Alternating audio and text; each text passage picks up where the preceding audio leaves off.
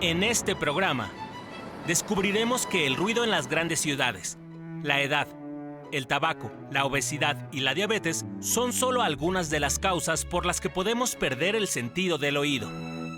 Conoceremos algunas pruebas que son indispensables para determinar si una persona tiene discapacidad auditiva. Y te diremos cómo a partir de una aplicación se potencializan las funciones de un implante coclear.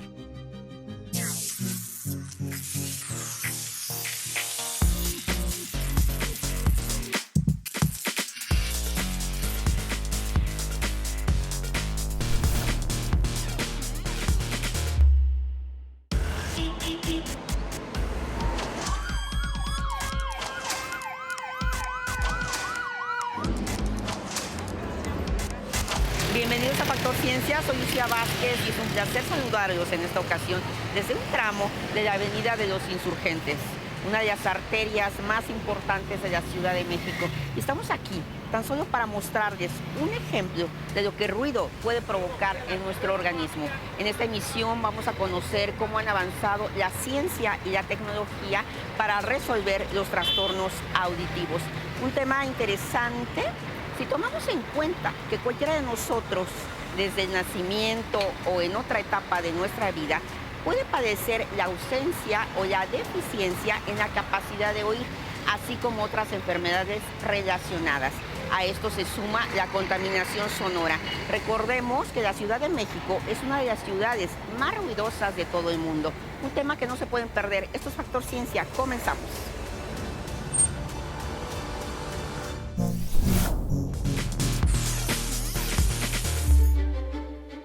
El Instituto Mexicano de Otología y Neurotología, mejor conocido como IMON, tiene 30 años de especialización en el diagnóstico y tratamiento de enfermedades del oído, un órgano en el que se pueden originar condiciones y padecimientos que afectan la calidad de vida de las personas.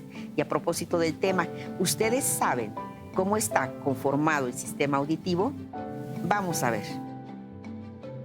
El no escuchar no es un asunto simple. No se trata de solo subir el volumen, sino de erradicar o controlar una enfermedad para escuchar con calidad.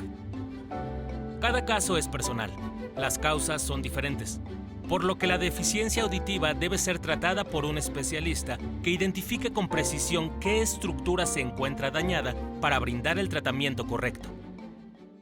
Entonces, esto es un esquema del oído, ¿no? Tenemos la oreja, claramente la vemos, y lo que podemos ver en el consultorio, si usamos el otoscopio, la lucecita para ver adentro del conducto, pues alcanzamos a ver por acá y vemos hasta la membrana timpánica. El sonido es vibración. Entonces, esa vibración del aire va a hacer vibrar hasta la membrana timpánica. Entonces, ya de aquí podemos a simple vista saber si hay un tapón de cerilla o si se perforó el tímpano, cosas así. Pero ya más adentro, pues vamos a querer saber si esa membrana timpánica vibra como debe de vibrar. Después del tímpano se localizan los huesecillos, los llamados yunque, martillo y estribo. Son los huesos más pequeños que tenemos. Su función es transmitir la vibración del tímpano. Esa vibración va a hacer vibrar los huesecillos. También vamos a querer saber si eso funciona, porque hay enfermedades en donde los huesecillos se van endureciendo. Entonces queremos saber si vibran como deben de ser. Esto es bien importante porque todo lo que es de los huesillos para afuera lo podemos casi siempre curar, ya sea a veces con medicamentos, a veces con cirugía. Posteriormente, ya en el oído interno, se encuentra la cóclea o caracol. Recibe este nombre por su forma en espiral. Aquí dentro del caracol hay unas células que se llaman las células ciliadas. Esas células son las que cuando vibran, disparan eléctricamente. Ahí el sonido cambió de ser vibración a ser impulso nervioso. Esa información tiene que pasar por el nervio auditivo, ¿no? El nervio auditivo después se comunica a lo que es el tallo cerebral y la corteza cerebral. Ese ya cuando llega ahí, cuando realmente escuchamos, ¿no? Es cuando percibimos el sonido. Y traducir el sonido en lenguaje y entenderlo, pues todo esto sucede en estos relevos neurales que hay adentro del cráneo. El desarrollo de la tecnología y el avance en la medicina han permitido conocer de manera más profunda el funcionamiento del oído. Así se puede brindar una mejor atención a pacientes con discapacidad auditiva.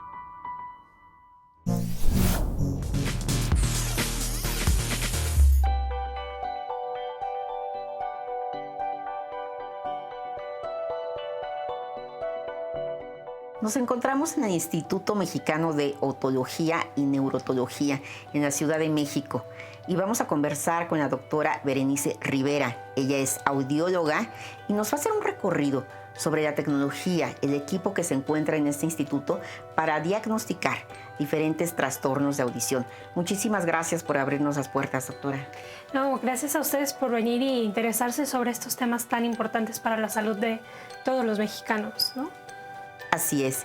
Y bueno, esta es una sala, una cámara de audiometría. ¿Qué se hace aquí? Este es el audiómetro y a través del estudio de audiometría nosotros revisamos de forma subjetiva la audición de los pacientes y podemos hacer estudios en pacientes desde los 0 años hasta los 110 años. Afortunadamente porque el paciente nos responde y podemos observar sus respuestas. Es un estudio en donde el paciente nos contesta cuando escucha sonidos y nosotros vamos reportando esas respuestas. Podemos observar cómo escucha el oído interno. La audiometría es el estudio de elección para todas las pruebas audiológicas para saber realmente qué es lo que necesitamos y cómo vamos a adaptar auxiliares auditivos o un implante coclear, y le va a dar mucha información al otorrino para saber qué es lo que tiene que hacer en adelante con ese paciente. Ahora cuéntanos de este otro equipo que tenemos aquí. Este otro equipo se llama impedanciómetro. Es un estudio objetivo.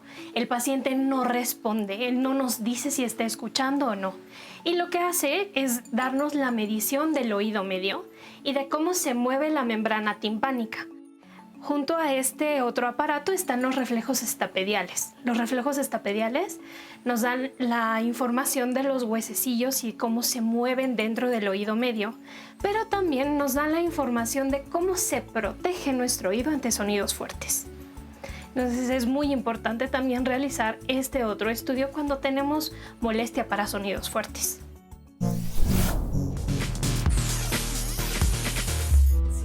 A sus 81 años, Irma es una mujer activa. Tiene un negocio de cocina gourmet, da clases de gastronomía y, por si fuera poco, tiene un programa en Facebook. Ella nos narra cómo venció las barreras para aceptar su dispositivo auditivo. Cuéntanos, ¿cuándo comienzas a darte cuenta que no estás escuchando bien? Tengo 5 hijos. De los 5 hijos tengo 9 nietos. Y todo el tiempo me decían, Irma, ve a hacerte un estudio porque no oyes. Yo me daba pena ponerme el aparato y además si me meto a la cocina me lo que tenía que quitar y luego se me perdía. La cosa es que yo no quería. Pero me insistieron tanto. Irma, no te oímos, Irma. Digo, yo sí los oigo, pero no los oía. Entonces siempre estaba repitiéndome y repitiéndome. Y la verdad es que hubo un momento en que me salía de la plática y ella me quedaba callada y hasta que acababa, o me salía voy al baño y me salía para no interrumpir, ¿no? Porque cada rato, ¿qué? Ahí fue donde ya me convencí y fui a ver al doctor. Y después, poco a poco, me dijo, ¿sabes qué? ¿Por qué no te pones los audífonos? Yo no, que no sé qué, pero mis nietos me insistieron, sí, póntelo. Y desde que me lo puse, fui feliz. ¿Cómo te sentías cuando no escuchabas y te tenías que aislar? Terrible. Me sentía terrible porque, mira, que una maestra pregunte varias veces, a mí me molestaba. Ahora imagínate que lo haces tú y se siente terrible. Pero estoy muy contenta de habérmelos puesto y que mis nietas me hayan insistido más. ¿Qué cuidados necesita tu audífono? Yo llegando a la casa me quito los zapatos y los audífonos y los conecto porque me da miedo que no los voy a tener listos para el otro día, ¿no? Entonces esas dos cosas me quito y los limpio con un Q-tip. Yo ni siquiera les pongo agua. No sé, le limpio tantito y está perfecto. Muchísimas gracias, Irma. Un placer conocerte.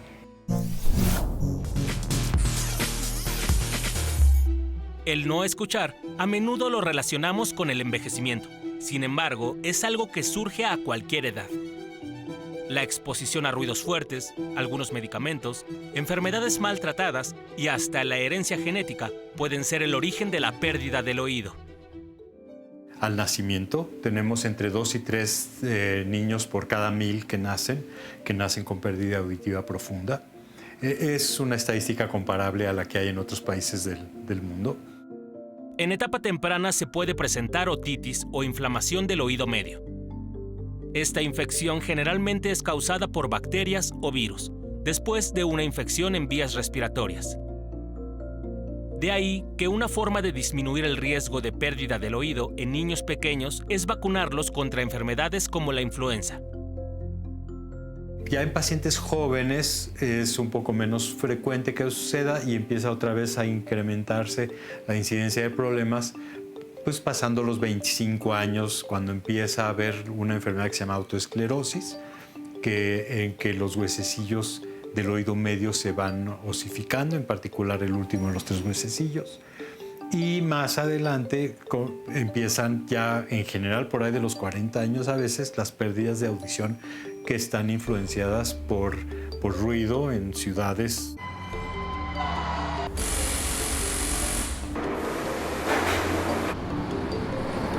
Es tan grave el ruido en zonas urbanas que la Organización de las Naciones Unidas ha determinado que la contaminación acústica es un peligro para la salud pública. La exposición a ruido constante nos daña la audición en forma irremediable. Entonces, el usar audífonos o exposición a música, a ruido laboral, a cualquier ambiente alto en decibeles durante tiempos prolongados nos va a dañar la audición. Eso hay que evitarlo, reduciendo el volumen si estamos hablando de nuestros audífonos personales y con medidas de protección laboral en gente que trabaja en ambientes de alto ruido. A esto se suman malos hábitos y enfermedades crónicas que nos afectan particularmente como mexicanos. El fumar, obesidad, diabetes, hipertensión, colesterol, todo esto nos va causando más pérdida auditiva de la que va apareciendo, que comúnmente reconocemos como la pérdida auditiva por la edad. Los tratamientos para las diferentes pérdidas auditivas están estrechamente vinculados a las causas. Es por ello que es tan importante la atención correcta y oportuna. Cuando estamos hablando de la pérdida de audición del nacimiento, generalmente ahí estamos hablando de daño de oído interno y lo tratamos con auxiliares auditivos o implantes cocleares, ¿no? O en un momento dado con lectura de señas, ¿no? Si la pérdida es muy profunda y no hay opción a otra de las alternativas. En niños en edad escolar que tenemos más problemas inflamatorios, pues hay distintos medicamentos, antibióticos, descongestionantes. Cuando hay alergias tratamos las alergias. Esos son los cuadros que más frecuentemente podemos curar. El avance de la tecnología ha sido fundamental en el ámbito de los tratamientos para recuperar la pérdida de la audición. Por ejemplo, en 1957, en Francia, se realizó la primera cirugía de implante coclear. Se trataba tan solo de un hilo de cobre. Hoy, los implantes cocleares son verdaderamente microcomputadoras que se instalan en pacientes con sorderas de severas a profundas. Los implantes cocleares es una maravilla tecnológica, es realmente un ejemplo a nivel mundial de la tecnología aplicada a la medicina, el primer órgano que rutinariamente reemplazamos por una computadora. Entonces eso es realmente maravilloso y los aparatos en general van mejorando mucho la calidad de la audición que pueden dar. Yo fui el primero que empezó con los implantes cocleares en México. Durante 10 años no había nadie más que lo hiciera y siempre me preocupé por llevar esta enseñanza a través de los congresos nacionales, a través de ir a ayudar a cirujanos que están empezando. En este ámbito, la ciencia también sigue aportando. En terrenos como la ingeniería genética, se investiga cómo regenerar las células ciliadas en el oído interno, algo que sucede de forma natural en aves, peces y anfibios.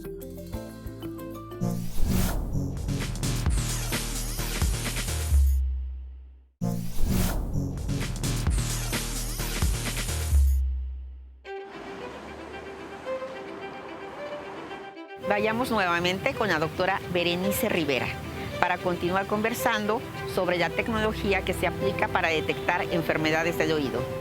Este es el Vivosonic, que es el aparato que nosotros utilizamos para hacer los potenciales de tallo cerebral y las emisiones otoacústicas. Las emisiones otoacústicas lo que hace es revisar el oído interno, las células del oído interno. Si un bebé no pasa el tamiz auditivo neonatal, es nuestro deber hacer más estudios para investigar realmente en dónde está el problema. Si está solamente en las células o también está en el nervio que lleva la información del oído al cerebro. Este es el dispositivo que utilizamos para las emisiones otoacústicas y aquí adentro está el micrófono que recibe la señal y el aparato que envía la señal hacia las células. Y esta es la sonda que se encarga de recibir esas señales y en la computadora se van grabando toda esta información. Para los potenciales de tallo cerebral tenemos que poner unos electrodos en la cabeza del bebé o del adulto si es que el otorrino o el audiólogo lo necesita. Se ponen unos electrodos porque los potenciales de tallo cerebral es una parte del electroencefalograma pero que solamente revisa la parte auditiva. Vamos a poner unos audífonos de inserción que van directamente al conducto auditivo externo para mandar la señal auditiva y después vamos a poner nuestros electrodos.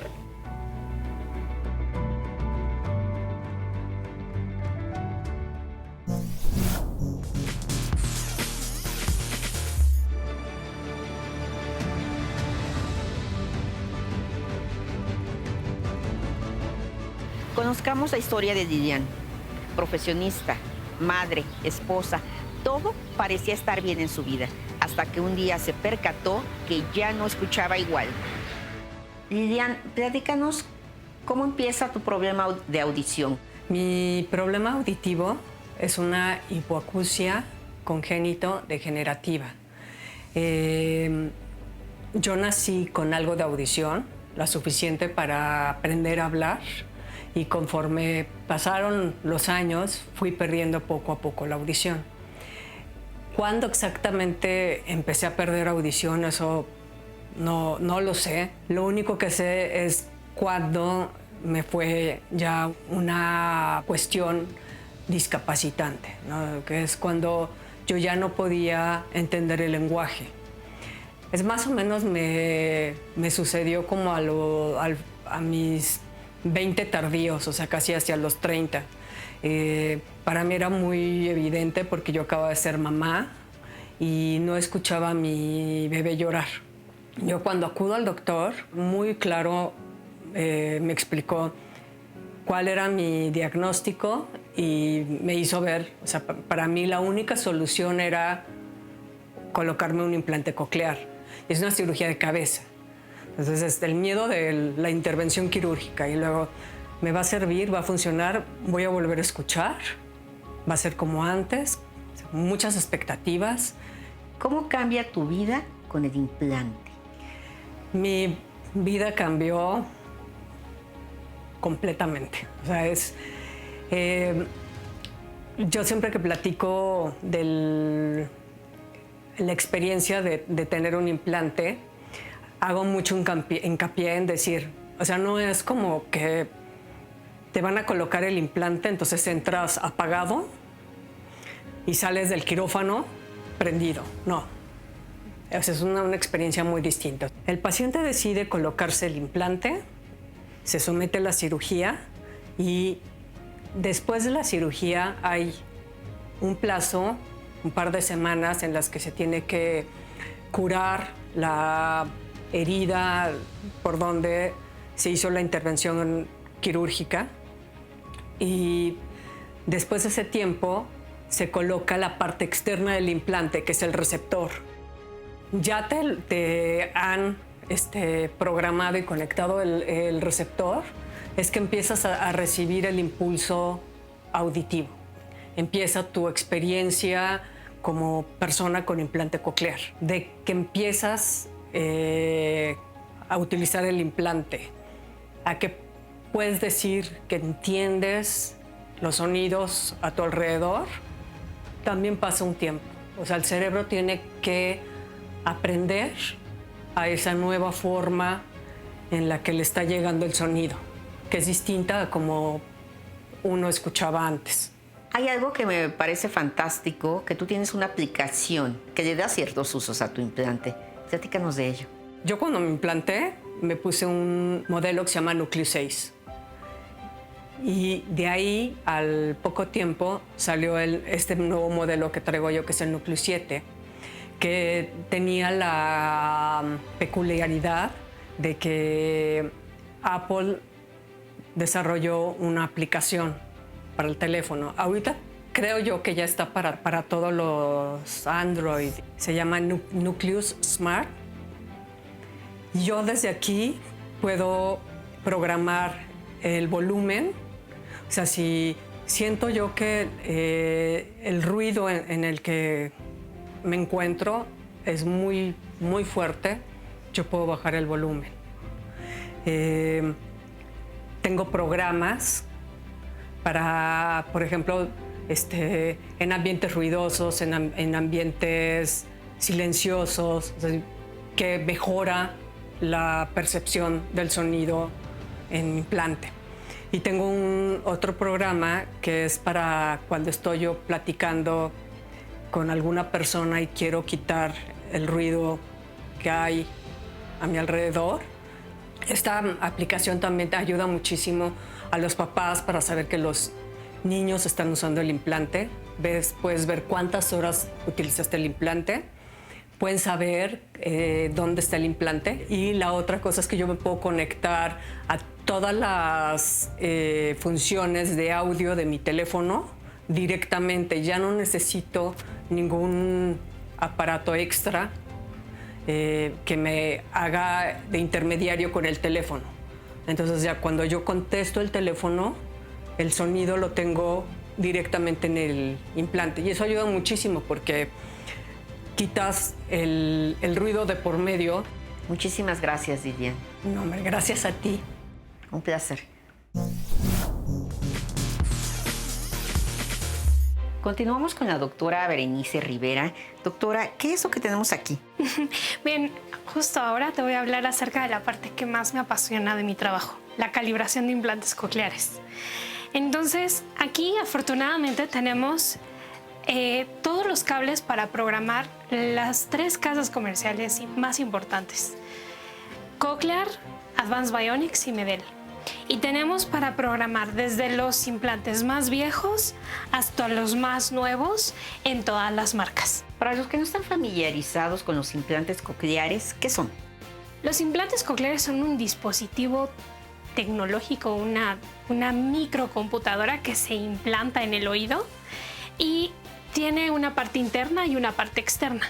La parte externa es la que nosotros conectamos y podemos ver generalmente en los pacientes. Y la parte interna se pone en una cirugía con un cirujano otólogo que se encarga de introducir una cadena de electrodos en la cóclea.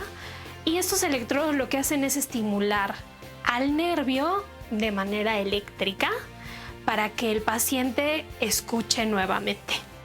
Les voy a mostrar cómo se hace una calibración, ¿les parece? Claro que sí. Entonces, en el implante tenemos el procesador, una antena que se pega a través de un imán al cráneo del paciente, porque en la parte interna tiene un imán interno. Entonces se comunican los 2 imanes. Vamos a retirar el procesador. Vamos a retirar la pila, que es la que le da la energía a la parte interna para que el paciente escuche. Y vamos a conectar nuestro cable de programación. Ya está prendido, ya sabemos que está funcionando. Y se lo vamos a volver a poner para iniciar la programación. Cuando conectamos al paciente a la computadora, podemos ver los datos de uso del paciente, cuánto tiempo ha estado utilizando su procesador, cuántas horas lo utiliza al día. Lo recomendable es que lo utilice más de 10 horas al día. Otra cosa que nos da la información son las impedancias, la dificultad que tiene el implante para comunicarse con la parte externa, con la parte interna y con el nervio como tal. En el caso de Lilian, sus 22 electrodos están funcionando perfectos y las 2 tierras que cuenta el implante están funcionando perfectamente. También podemos hacer otras medidas, como son las respuestas neurales, que van a mandar una información eléctrica al nervio y el nervio nos va a responder. Al final, durante la programación, ajustamos de forma frecuencial lo que el paciente no está escuchando. Los implantes cocleares, la verdad es que son una gran tecnología y que pueden devolverle a un paciente la audición y darle una mejor calidad de vida. Doctora, te agradezco mucho que nos hayas llevado de la mano en este recorrido tecnológico para conocer qué se ha desarrollado para detectar problemas auditivos. Muchas gracias. Un placer para mí. Muchísimas gracias por acompañarnos.